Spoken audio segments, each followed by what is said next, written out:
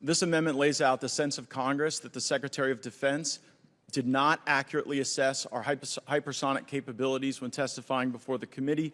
It observes that on March 1st, General Van Herk told us that China was doing tenfold what we were doing. On April 27th, Secretary Kendall told us that China had fielded more capability than we had.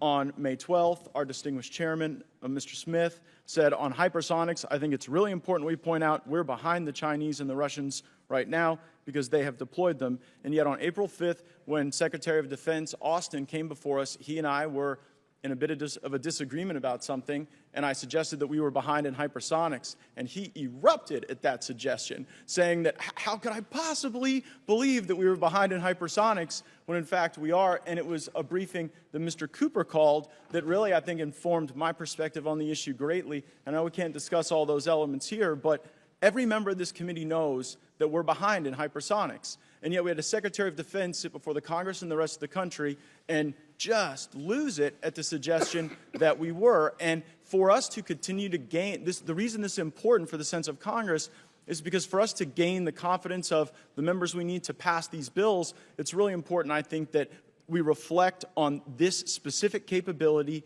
what it means in terms of nuclear deterrence, global deterrence, and we have to be honest. We have to be honest, and for us to do that, I think we have to point out that when the Secretary of Defense was here, he was not. I yield back. I urge a no vote.